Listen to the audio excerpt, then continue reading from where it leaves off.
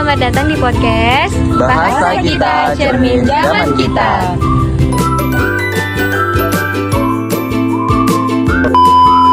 Halo teman-teman, selamat datang di podcast kami Bahasa Kita, Cermin Zaman Kita. Bersama saya Esya Angelita Padang dan teman saya Zahra Ijatul Jannah. Saya Masya Ramadhani. Saya Diki Firmansyah. Hari ini kita bakal ngobrol santai tapi bermakna tentang fenomena bahasa di kehidupan sehari-hari, khususnya soal bahasa gaul dan campur kode yang sering banyak kita dengar di media sosial. Kalau kita perhatikan sekarang banyak banget istilah-istilah baru muncul dari media sosial. Misalnya kata healing, gasken, besti, cuan, atau crime. Bahasa seperti ini sering kita pakai untuk anak-anak muda buat menunjukkan ekspresi dan identitas kita. Wah, bener banget itu. Tapi kalau kita lihat lebih dalam, fenomena ini bukan sekedar ikut tren saja. Menurut para ahli bahasa, muncullah bahasa gaul dan campur kode ini menunjukkan kreativitas masyarakat dalam berkomunikasi.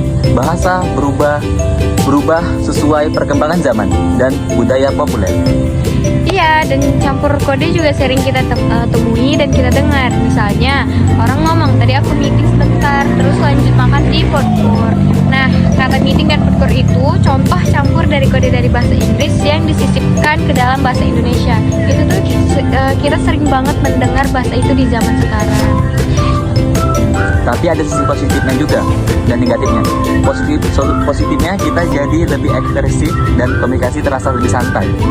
Yang negatifnya, kalau terlalu sering, kita bisa lupa pakai bahasa Indonesia yang baik dan benar, apalagi di situasi formal seperti sekolah ataupun pekerjaan. Betul, jadi penting banget buat kita tahu kapan dan di mana kita bisa pakai bahasa gaul. Dan harus pakai bahasa baku. Misalnya di podcast santai kayak gini kita boleh aja ngomong gasken, tapi di surat resmi tentu nggak bisa kan?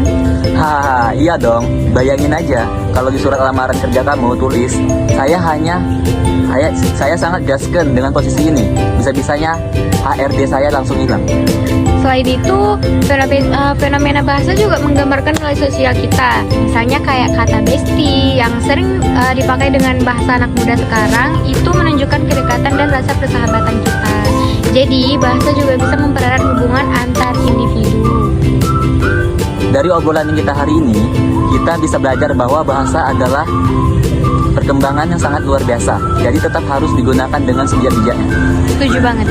Yuk kita mulai lebih sadar dalam berbahasa, tetap kreatif dan juga tetap menjaga keindahan dan sopan santun berbahasa Indonesia. Terima kasih sudah menyimak podcast Bahasa Kita, Cermin Zaman Kita. Sampai jumpa di episode berikutnya.